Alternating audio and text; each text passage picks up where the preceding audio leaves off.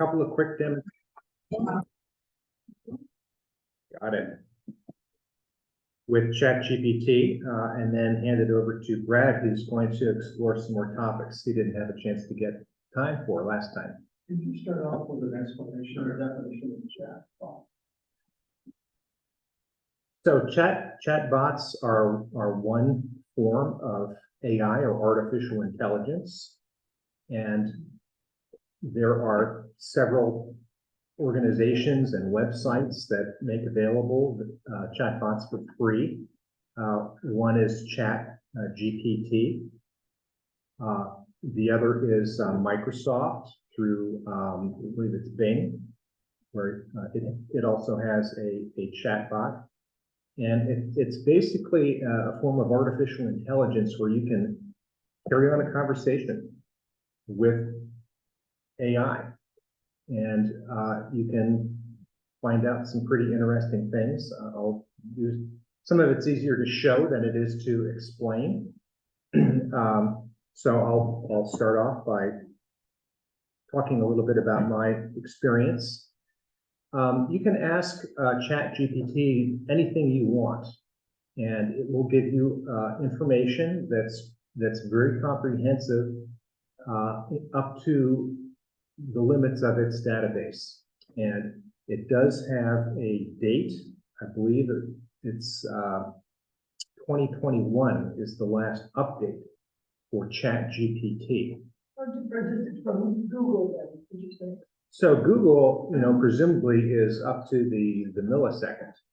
Google is constantly scraping the web, and presumably, anything that's on the web right now, you could access with Google in, fractions of a second. So that is one difference. So I was asking about things that were current to this year, and ChatGPT said, sorry, my last update to my database was 2021. Now, other chatbots, Bing, may be different. I haven't, tested them in that sort of way. Again, chatbots will tell you a lot of things, and it can be factual. You can engage it. Here's one little chat I had asking it about feeling overwhelmed by the potential of AI. You can see this on the screen, yes. What can I do to help cope with these feelings? And so it gave me all of these suggestions.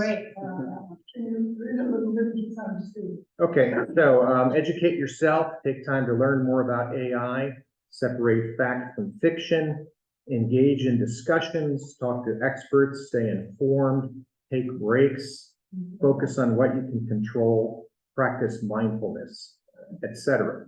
And so this is kind of what I would call ChatGPT's dad advice.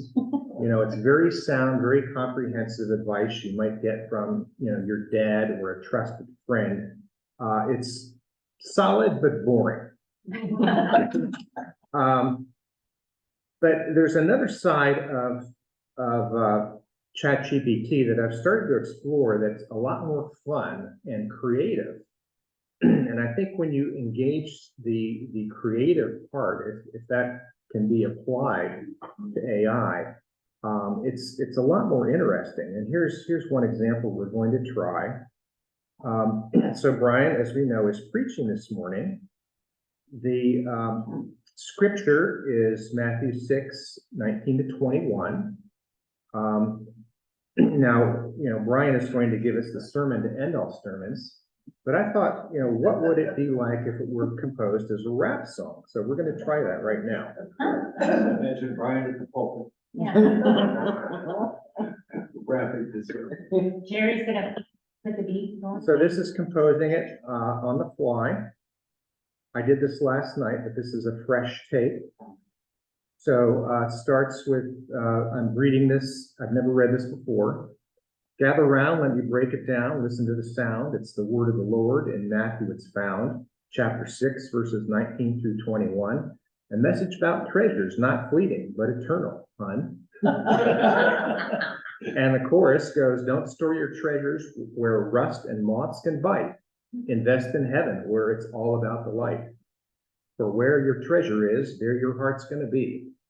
In God's eternal kingdom, that's where you're free. Goes on with other verses and includes an outro. So, you know, I thought that was kind of cool, kind of fun. You know, Brad and I were talking this week, and Brad was reminding me about AI and being able to form images basically by writing a prompt. And so I asked, you know, for an image of Jesus walking on the water. Actually, Irene suggested this morning with the fishes jumping out and smiling at him. Now I'm a little more irreverent, so I kind of think of Jesus today being kind of a cool surfer dude.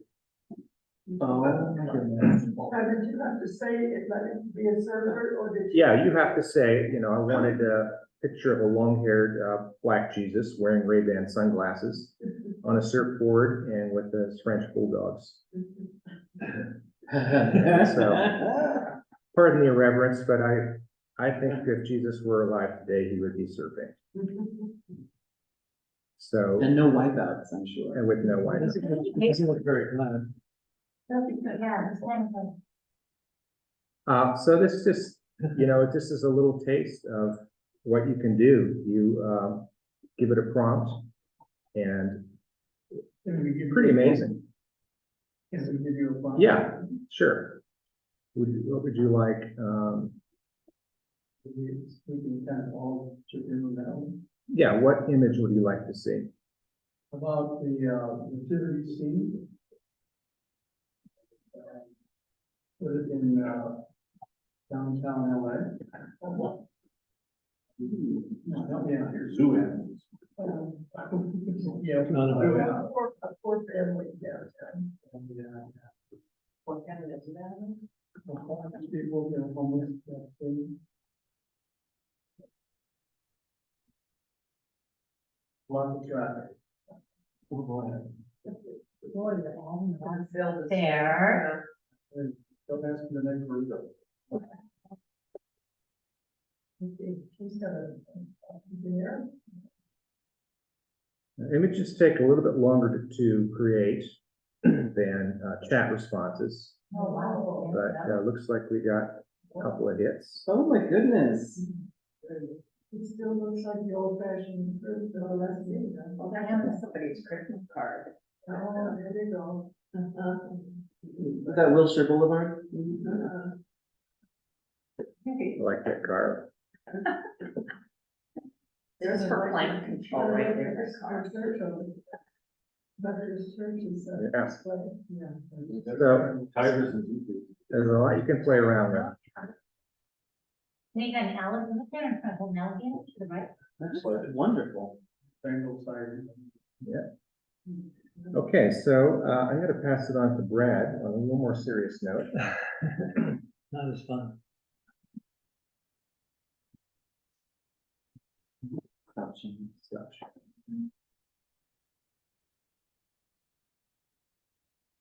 Is that the super dude? That you- Yeah.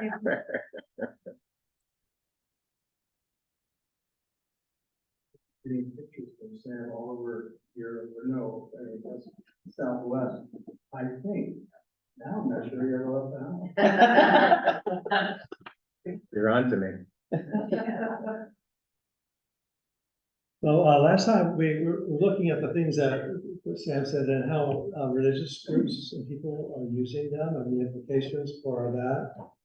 So we kind of divided up between institutional, lived religion, AI, and ethics, and religious concerns about ethical issues, AI and theological issues, and then AI is a source of knowledge of different religions. So last time, if you remember, we talked about the first two, and I thought that just by way of getting us, segueing us into the ethics part and the theological stuff, I would just backtrack just slightly. And so last time we talked about the institutional uses, and we found out that we'll never know whether Brian and Karen are even preaching their sermons week to week because of AI. We just figure what they are, but anyway, and then we looked under individual, how, with the Talk with Jesus app, if you remember that, you can have that on their phone. You might say, I'm a Christian, I talk with Jesus every day, but now you get to text him, and he also texts you right back. And one of the ones we looked at, the Talking with Jesus one, and then the other one was called BibleMate, which I have up here. When I signed up with BibleMate just to see how it worked, it's run by a 23-year-old, I was a kid, but of course he's a young adult, but only 23, and he sets this up. I didn't realize when I signed up that I was signing up for his weekly blog. So I started seeing on my email his blog, which are kind of evangelical, Protestant, kind of devotional musings. But then last week, the blog said, I won an award. I said, oh, great. So I look at this, and sure enough, he had won an award in a GLOO, GLOO, the GLOO AI in Church hackathon. So I'm thinking, no, what is GLOO, and what are we talking about here? So I looked it up, and that's what I thought I would start with today, is GLOO. I never knew anything about this till this guy won the award. But there's an organization, a website, it's called GLOO. I don't know what I've searched, I don't know what it means. It was established in 2012, and they gave over $250,000. They had over 200 entries of church and AI chat bots and other kinds of web digital materials. And then these people won these awards. And so I thought, well, what is this? And so it turns out it is a massive website that deals, especially in the evangelical church, who's already way ahead using AI as part of their ministries. So I thought I would just start maybe with a little, this is from their website, GLOO, is a trusted platform that uses the collective might of the faith ecosystem. And there's the website, and I wanted to just play a little clip with the founder of it from Fox News just recently, and You want me to play it? Brian's going to play it. Yeah. Okay. I don't think I can get sound on that. So, stop sharing your screen. Okay.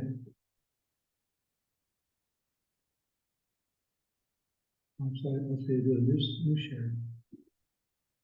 Okay.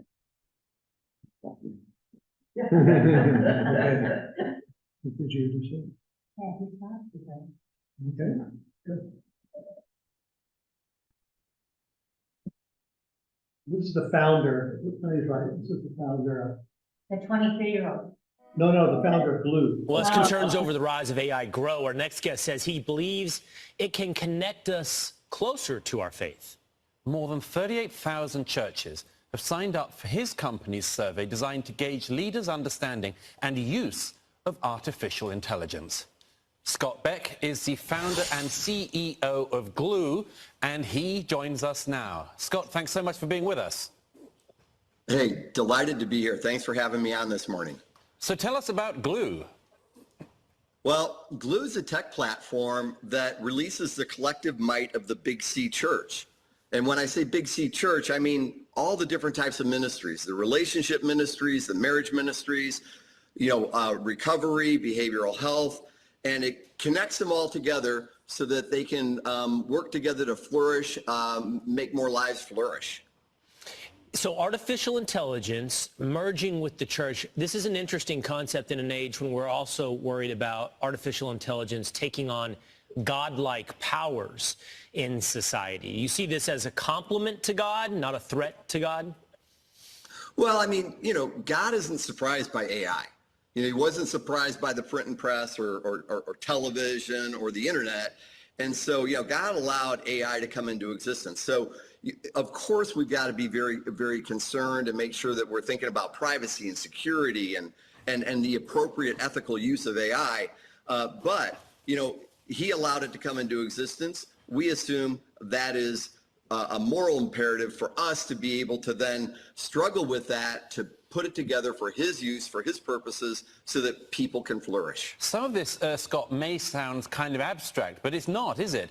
I mean, you mentioned that if somebody, for instance, uses a keyword like suicide, that the algorithm kicks in immediately and does what?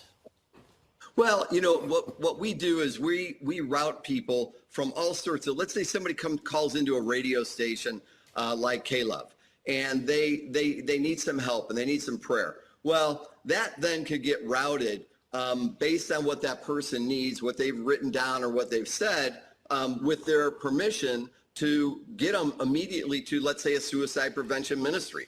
We're routing over 1,000 people a day. We've routed over 200,000 people, and we're using AI to make sure that they get connected to the right help, to be able to help them with whatever they need. Well, I think one thing that's certainly true is with the rise of the technology age, we've seen this yearning for meaning in a modern American society. That seems to be the hole inside everyone's heart. What is our purpose? And I would imagine AI is going to keep leading us in that same direction, which leads to even greater need for the church and greater need for God to answer that question. What is our meaning? What is our purpose? I hope you're right. I hope this is a step into connecting us closer to our faith. Thank you so much, Scott. Thank you, Scott Beck. Yep, thanks for having me. Okay. Well, that kind of gives you a feeling for what's kind of out there. And, let me see if I can get back to my there. Okay, so by the way, these are some of the other winners. They are amazing. I mean, they're really, really amazing websites. My favorite one though is Marriage Score for Christian marriages. You take a quiz, you enter in all kinds of things, and you get a score on your marriage. And then you get all kinds of feedback from the AI about how you get a higher score. Anyway, it's kind of, anyway, you want to know. Have you done it? Doesn't need, I know this, it's a great. Oh. Good answer. Think about it. Yeah. Okay, so anyway, we'll post this, and you can, if you're interested, you can explore these. They're really pretty amazing sites. I wanted to mention also, it's big business. This is not a church, it's not a charity, it is a business. The guy Scott Beck there, he used to be with Boston Market, you know, the chain. He was with Blockbuster Video when it was around, and so he's someone who knows business, and this is his new business. And this last part, according to December 21 article, the Wall Street Journal, Clue has data profiles for about 245 million people in the U.S. It also runs a program that lets churches pool their money to buy keywords on Google search. You know, when you type in the Google search and things come up right away, and so forth. So it's a big enterprise already. Sort of permeating. You saw 38,000 churches, according to the report, have already sort of signed on. Protestant churches primarily, ethics, evangelical. So. It's not, I think it's not then to segue into our next topic. I think it's not by accident, at least among Protestant churches, the first denomination that really came out with a statement about whether AI fits with religion and also concerns about it was from the Southern Baptist Convention. And their statement came out in their conference, their national conference that was in New Orleans in June. And it was based upon the Ethics and Religion Liberty Commission, which was headed by Russell Moore, who no longer belongs. He got kicked out of the Southern Baptists for his criticism about sexual abuse and Trumpism and so on. So he just wrote a book called Losing Our Religion. He's the editor of Christianity Today, but he believes the sort of right-wing takeover of the Southern Baptists is the wrong direction. But when he was still part of it, he was the chair of this ethics commission, and they wrote this document, and it was adopted officially in June. So if you want to read it, it's a very interesting document. Basically, the theme is that, as you might imagine, there's wonderful possibilities here and there's dangers here. And so listing kind of permission to use for like with what Glue is doing, but also listing the dangers that are perceived. As far as I know, this is really one of the first declaration among any Protestant churches, and there haven't been any that I've even found since. But anyway, they're kind of leading the way, and you can see they're but they already are leading the way also in terms of their use of it. Then the World Council of Churches, which is of course a more progressive set of denominations, in their conference in Geneva also, they've been working on this for a while, but in their conference in Geneva the same month also produced a declaration, but it's international. The idea is that it's not just so much here's the uses and the abuses, but rather calling upon the United Nations and other bodies, but especially the United Nations, to begin to understand how this works between nations, the haves and the have-nots. And there's major geopolitical, there's only 5 countries in the world that basically control AI, because it has very, very technically high-powered chips that are needed to run it. And then the key thing for the U.S. is to keep China from getting access to the best of those chips, and succeeded so far. But it's just a matter of time. But only the chips are only made in South Korea and Taiwan, and also the Netherlands and Japan are involved. The U.S. doesn't make the chips, but it makes the equipment that makes the chips. So those 5 countries control AI. Yeah. The design. Yeah, so there's lots of geopolitical issues that are involved as well. So the World Council is more kind of interested on that level with their declaration.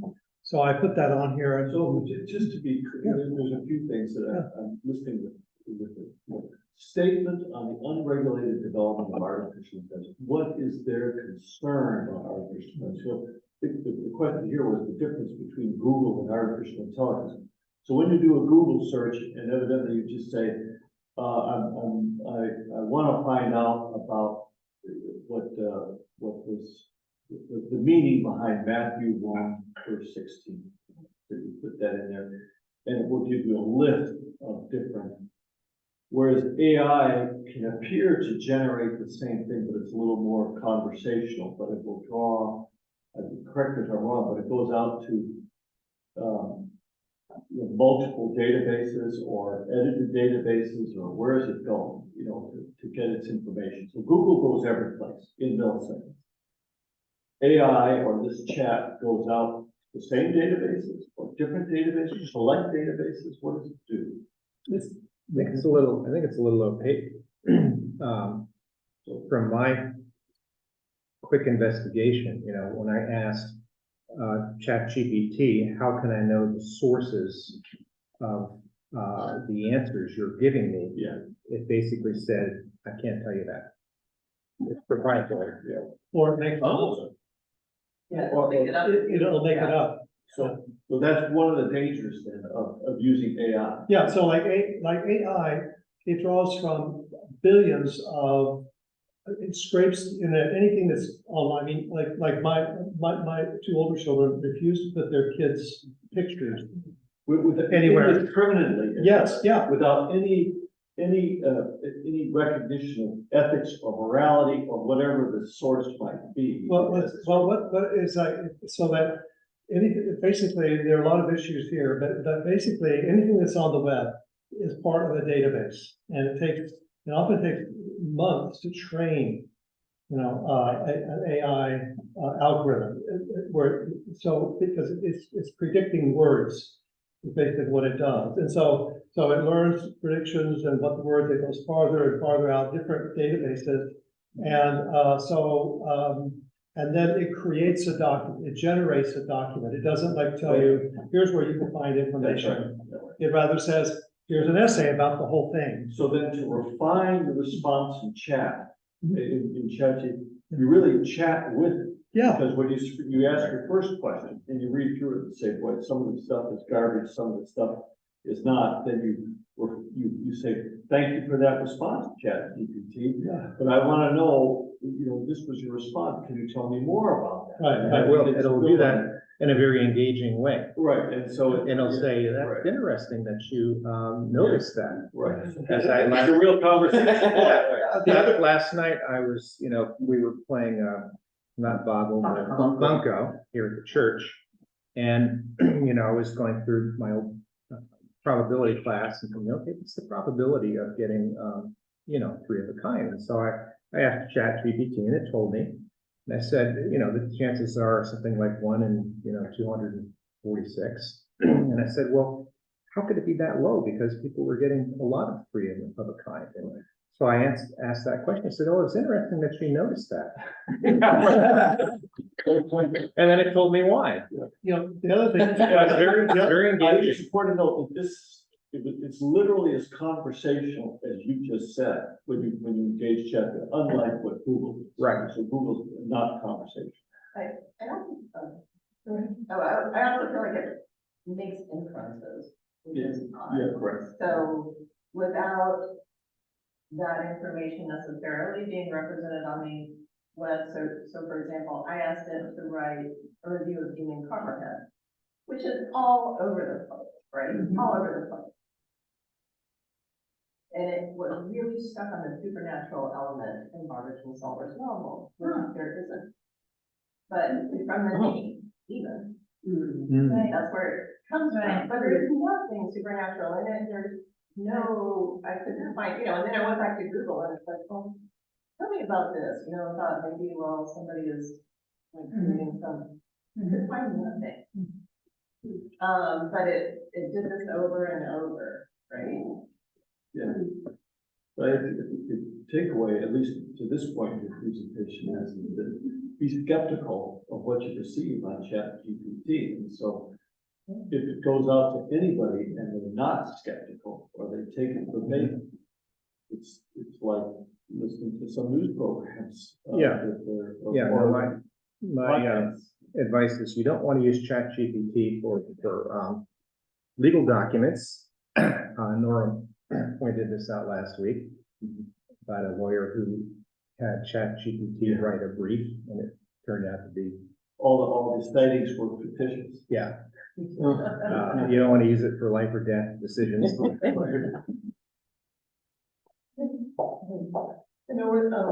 thing is use the right language, except the image for me, it's easy to think of it as conversational, but I listened to, watched a TED Talk in which they were training young people in some engineering place to be able to do, it's not even literally bots, it's a level beneath. I mean, the best image I have is if you had an old-fashioned phone, this would be the whole wire system that comes from, the generator far, far away, that there's all these mathematical parts that go into creating these things that we look at as a nice conversation. And the thing that was so strong, this is a group of maybe 35, 50 kids, and they were young kids, and the teacher kept saying, play with it, create this, or create that, and they kept using language for, with these parts of the answer to the questions. And I'm thinking, even young people, there's no sense of control or of thought about what you're doing. Just be creative, and you'll come up with things that we can throw out there, and people will take them in. So you were concerned about there's no structure, there's no discipline. And what happens, a few things I've watched, including the AI dilemma, is when you push and you shove, we don't know. The sense of this thing is so big, and things are developing, and are not fully or hardly understood. And that's the other part, just like I don't fully understand what's behind your conversation in real life. I don't think the world, and so the AI dilemma people who wrote the social dilemma so years ago are saying we need to step back. We need some, traffic control because this thing is a lot bigger than we imagined it to be. Now, you tell me if I'm on the right point there, but that's how I found that. And so the ethical question is very important. Well, I want to mention one other thing, and that's the other thing is that the Roman Catholic Church and the Pope has been on this for quite a while. And it's going to be the theme for the World Peace Day, which I think is on January 1st, I think is the day that is. The whole topic, the whole theme is going to be on AI, its uses, its dangers. So I wanted to mention that as well. So here, the ethical concerns, there's a term that's used for that. It's called alignment. And I thought I would just give you a sense for how that term is used. The real risk with AI, this is a quote, the real risk with AI isn't malice, but competence. Everybody's been talking about how incompetent it is, but actually it's very competent for the most part. You just have to check it, and it's going to become more competent. as time goes on, which is why people are concerned about this. It's not malice and competence. A super intelligent AI will be extremely good at accomplishing its goals, and if those goals aren't aligned with ours, we're in trouble. This is usually the term that's used is the term alignment, right? AI alignment. I've just put another quote. This is actually from the Southern Baptist Declaration. As followers of Christ, we are called to engage the world around us with unchanging gospel message of hope and reconciliation. Tools like technology are able to aid us in this pursuit. We know that they also can be designed and used in ways that dishonor God and devalue our fellow image bearers. So this is the idea is how AI can be used. The ethical thing is how can it be aligned in religious terms with religious values and religious goals. And that's what these declarations are about. Yeah, sort of for amoral, what is really an amoral entity, if you can call it that, needs to be guided by a point. Exactly, yeah. Amplified intelligence versus artificial intelligence. I heard a podcast with a researcher from Stanford who's using the word amplified and saying that in the current research at Stanford, they're working with, it's a collaborative. Right. So the alignment of values is built in there. What have you heard about that? I couldn't say, I mean, you see a lot of the use of it as like a co-pilot. AI is a co-pilot, AI is your partner, rather than sort of, but it is, it's like something knows a lot more than you do. And the concern, which is actually part of the ethical concerns of the declaration, that there never be a human being sort of absent, rather than, that AI cannot be permitted to make autonomous ethical decisions. It needs to be a human being who's partnering with it in order to accept accountability for what happens. Well, that's what comes to mind, but I don't know specifically about amplified versus. The name of the researcher is Reid Hoffman. He's got a podcast.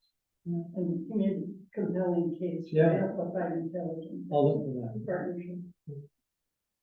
What I did here, I just sort of summarized some of the, every one of these could take weeks of discussion, but I summarized, rather than going through the declarations, some of the key points that come out in all religious writings about it. Almost, right off the bat is the concern with economic and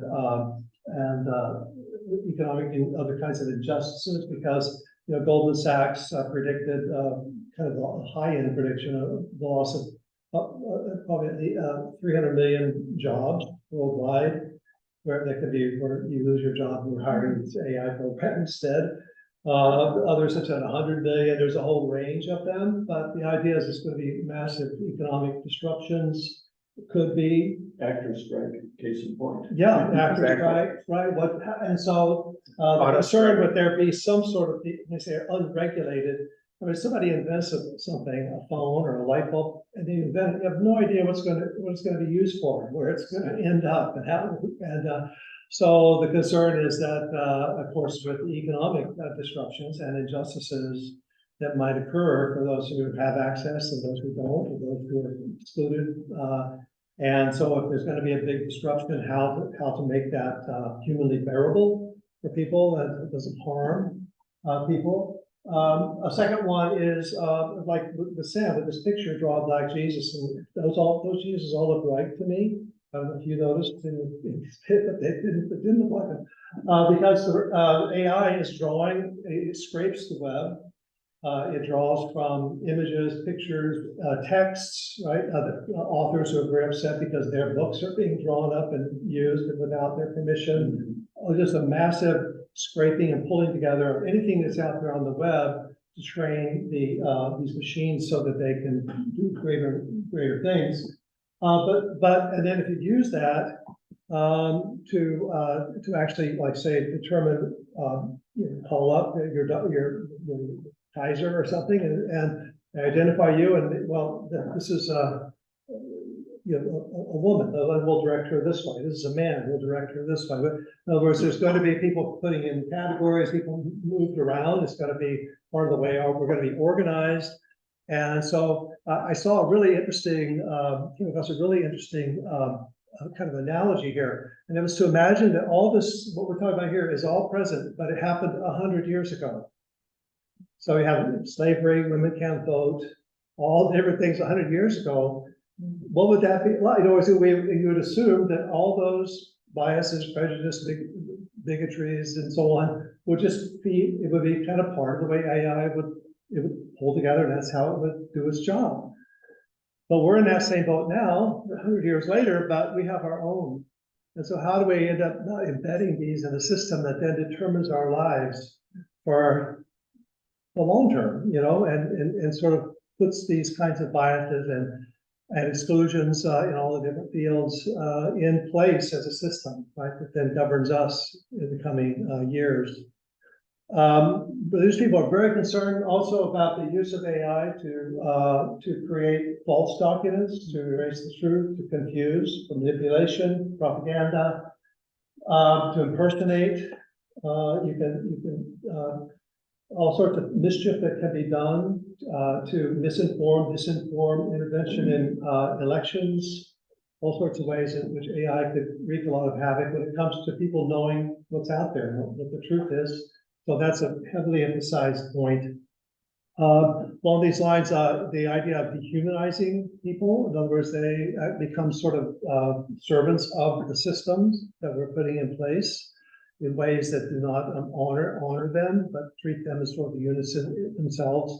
And almost always the reference for Jewish writers on this, and also for Christian writers, to this idea of the image of God is somehow the image of God in each human being the AI could be a kind of danger to that. And there's a sense that everyone has a sort of sacredness to them. It's entitled to be treated with equal dignity and respect.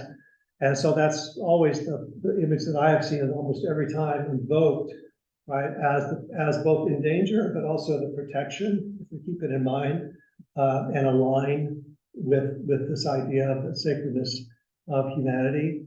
Here's a few other ones. Worried about the use of AI in warfare, which is already being done.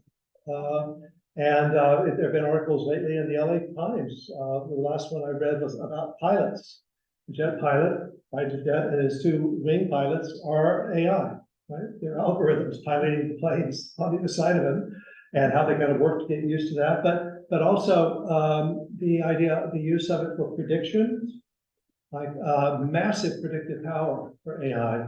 And so already tested in Ukraine and other crisis areas as to what the next move will probably be. And the concern that, if you're predicting what people are going to do, it means you'd probably act first. And so the idea of how do we make sure we're not acting first in an unethical way or that causes greater problems. Use of it in law enforcement, and also informed relations of predictive capacities and so on of AI already being used.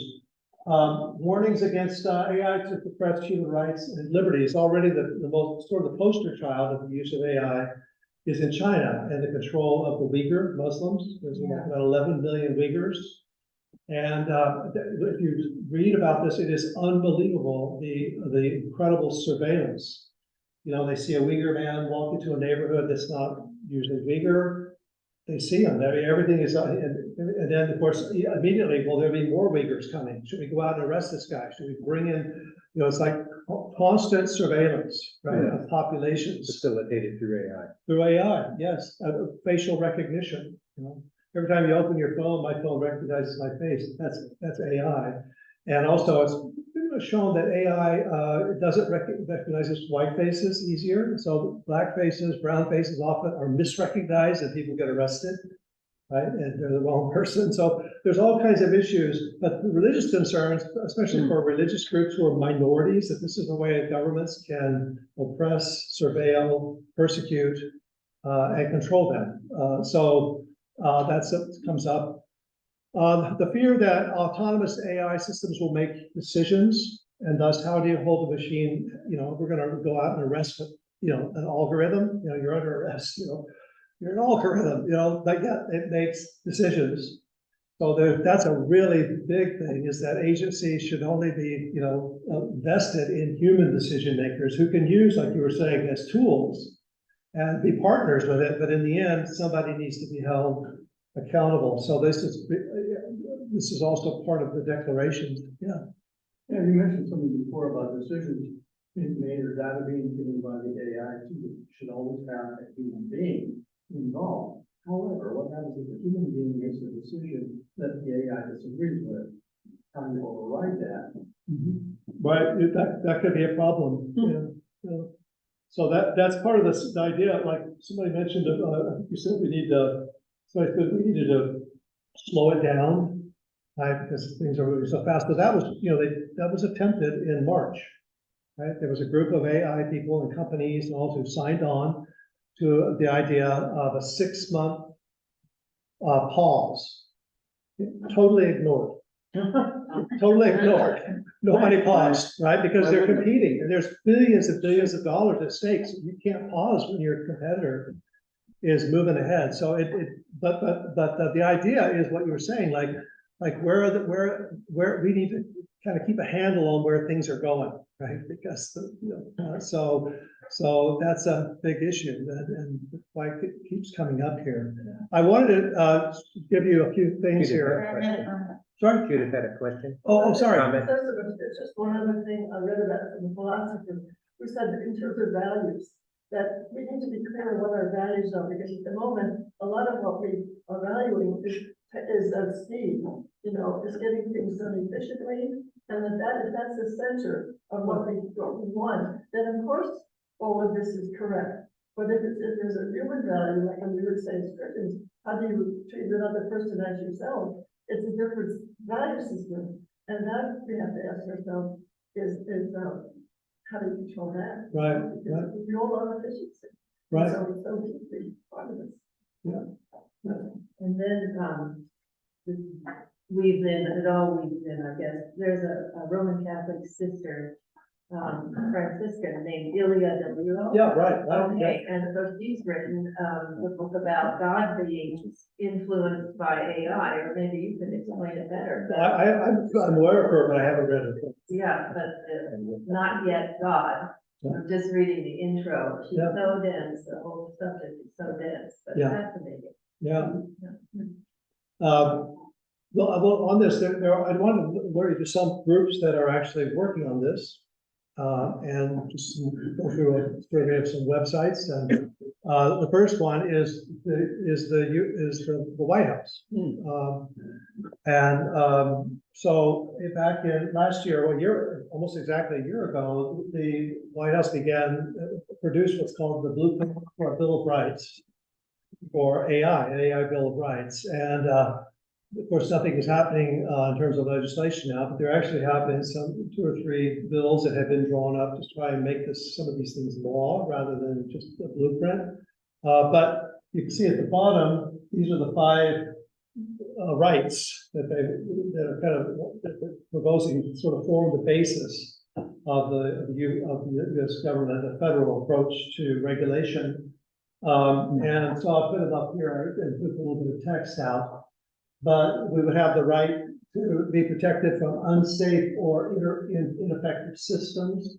They should be developed with consultations with diverse communities, stakeholders, and domain experts to identify concerns, risks, and potential impacts of the system. And that's a very, very big area right there, because just on Thursday night, we were over at Harvey Mudd listening to a lecture on AI and its effect on marginal and minority communities.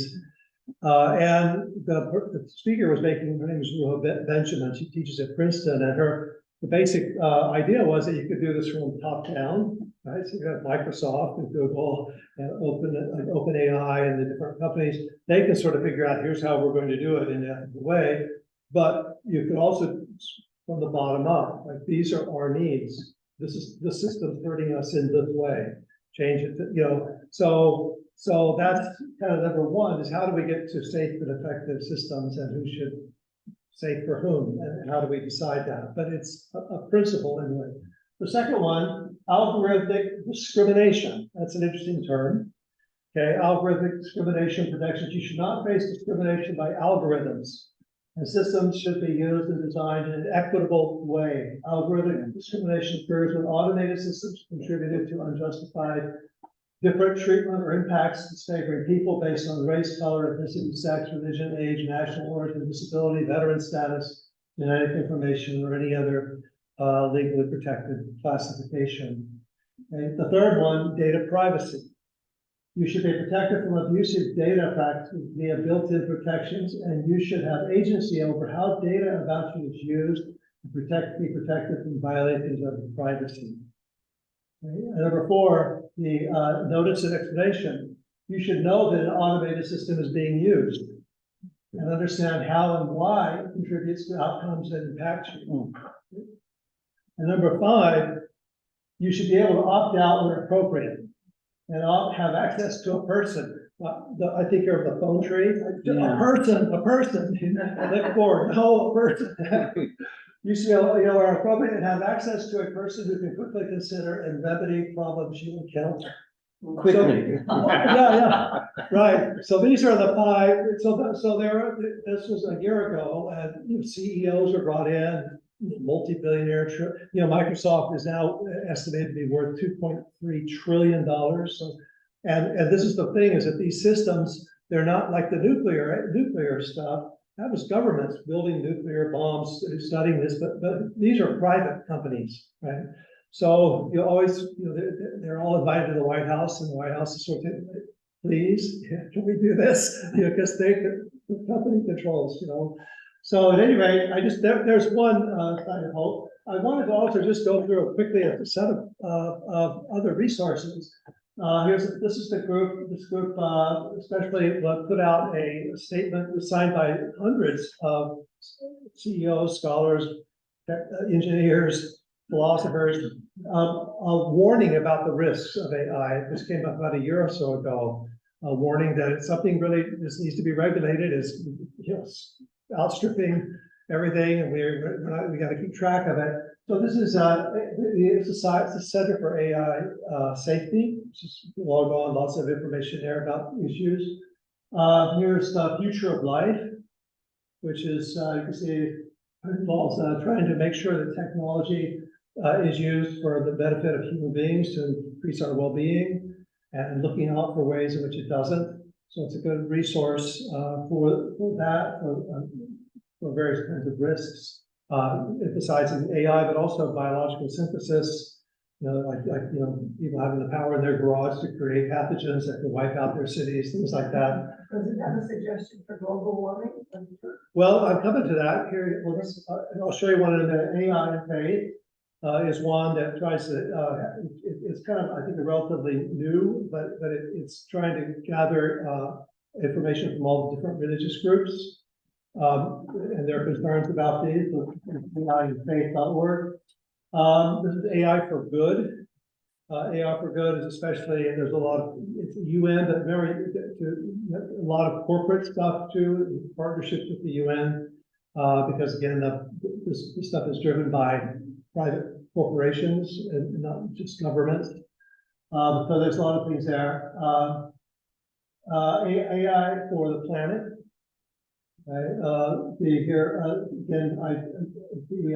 For ecological responsibility, climate change AI, which pulls together these things for that, how AI can be used to address those issues. This is an interesting one. You can already see what it is, but this is called the Algorithmic Justice League.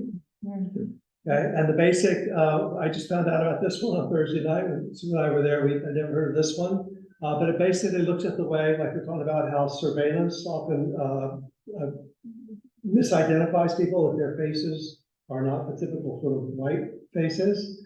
And so it looks for cases like that and reports on them, tries to bring about justice for people, ways in which people are harmed, especially in marginal and different minority communities. That's the Algorithmic Justice League. Here's the one, the Data for Black Lives, which tries to make sure that the data is not harmed. The basic principle is that AI should be helpful, it should be honest, and it should be harmless. Those are sort of the three H's: helpful, honest, harmless. So these groups are sort of looking for where harm is done and how it can be used to be more helpful, right? And be more honest. Here's one for the honesty, right? The Global Information Society, which sort of monitors AI and other kinds of misinformation, disinformation systems. So there's a lot of people out there trying to, I mean, AI is kind of, the expectations like a telephone or the light bulb. This is going to change our lives. But there are groups that are trying to, you know, shape it and understand how this could happen so that we at least can protect ourselves from some harm. Yeah. Before we go, I'll ask this question. What are your findings in terms of reaction by the educational community? Yeah. I'm a just retired professor, and and that was one reason that I retired. It's like, okay, I don't have to adjust to this. I can go now.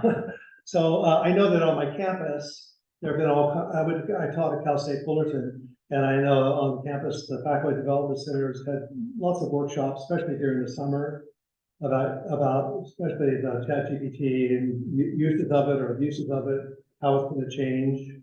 But it's not something that I have stayed up on. But Tom and Carrie have much more background on that.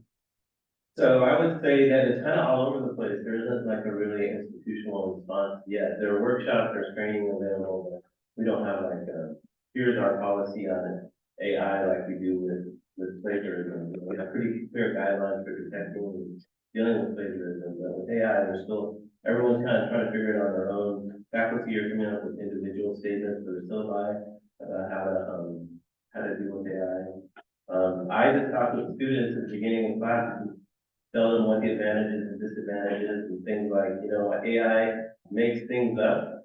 Like I had ChatGPT write a bio of myself.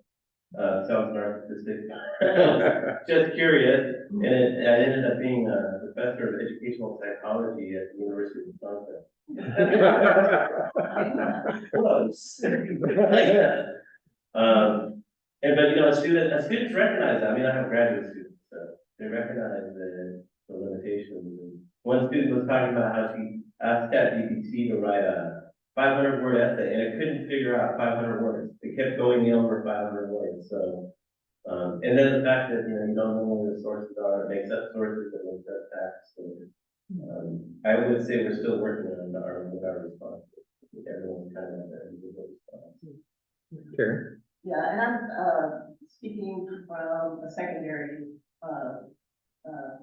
LI source. So like grades 6 through 12, we do curriculum development for literacy. So this is super interesting to us. And we've been discussing it. We haven't really taken any steps, but again, schools are all over the place, from completely banning, saying they're completely banning to sort of, recognizing this is going to be like iPhones. We're going to have to learn to live with them and teach kids about them. One of the things for our curriculum, that I feel like we sort of stand in a good place because we've always shied away from the traditional literary canon. We being? My company. So, what we find is that if you ask, very standard questions, like what's the theme of To Kill a Mockingbird, what's the theme of Scarlet Letter, you get a lot of really good responses from ChatGPT.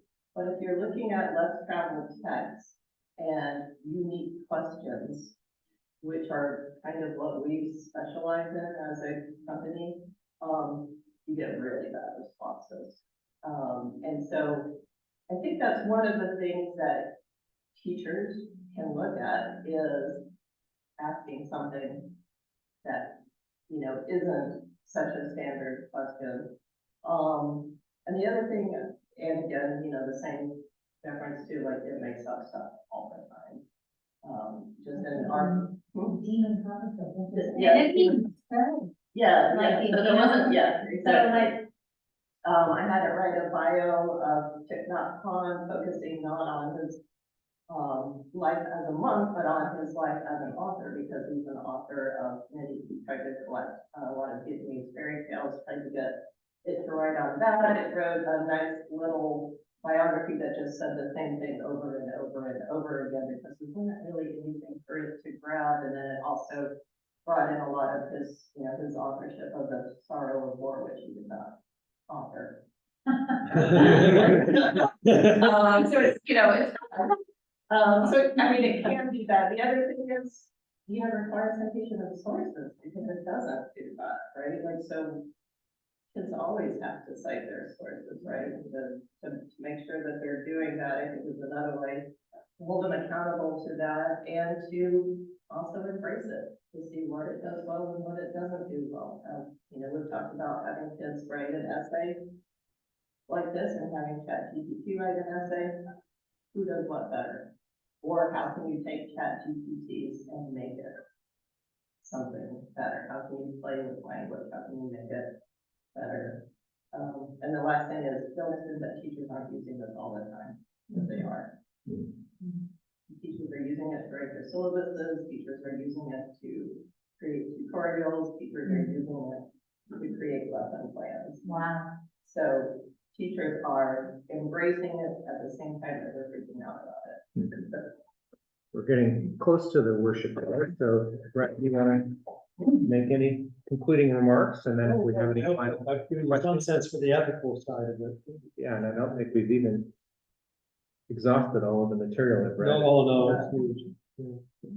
It's like the horse just got out of the barn. Yeah. You know, it's not out of the barn, it's been out of the barn, and we just found it Yeah. 48 hours later, and. Then you mentioned earlier, there was a whole theological side of the significance, but what is a person, and can AI become a person?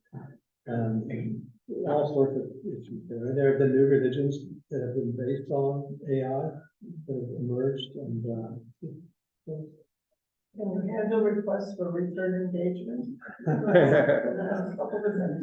sure, yeah.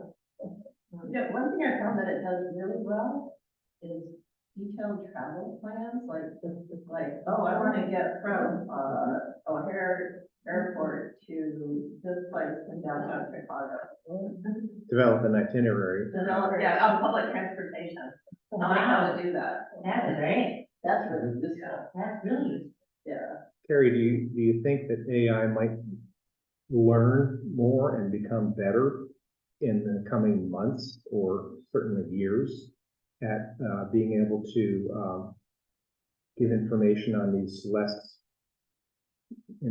these less classical works, more not obscure, but It depends how many people are writing and publishing on them, right? Right. But what's interesting, one thing I do think is like often what kids write is uploaded, right? Kids' essays are uploaded, right? And I don't know, what I don't know is there a way for AI to mine that? That's what, Turnitin does. Anything that's ever been. Yeah. Yeah, right. Then becomes part of. Part of this. So it becomes part of it, so I do wonder about that, given that we're a small company, I have no idea. And I wondered about when you're supposedly check this box and then giving the right or, you want privacy, you don't want them to bother you. I mean, it's so obscure, the whole process, that you don't exactly know, how can I get out of this? You feel like you've already been, and whether there are road signs for how to work around this. And one person said, like, if the machine keeps on the phone, keeps talking, you keep pressing O for operator, eventually you'll get a person. Well, I'm wishing that there are techniques for dealing with this stuff you get online and you're caught already before you even know you've signed your privacy away. who's going to read the 40-page privacy agreement? It doesn't damage, you're still forced to keep moving sometimes. Can't even say no, at least that's my experience. Right. Yeah. If you want their service, you have to agree to their terms. Yeah. Well, thank you, everybody. Thank Really you. appreciate it. It's participating. Yeah. Thanks, Brett. You got, you're an artist. Yeah. You own, the thing is, those images, you own them. Oh. They're yours. Or you don't have to, they're not copyrighted, they belong to you. So, Well, good research, I really appreciate it. they- Breadth of it. Yeah, thanks a lot, Brett. Oh, my gosh. So try the not yet God, I will, and yeah. it's just out and, whoa, Yeah, I will, thank you. intense, she's a very intense So- thinker. So you're gonna take your car. Okay. I don't think, so. Okay, but we found, would you like another? We're up here. Yeah. You know what, let's just dump, I'm gonna dump it, we're gonna like water the,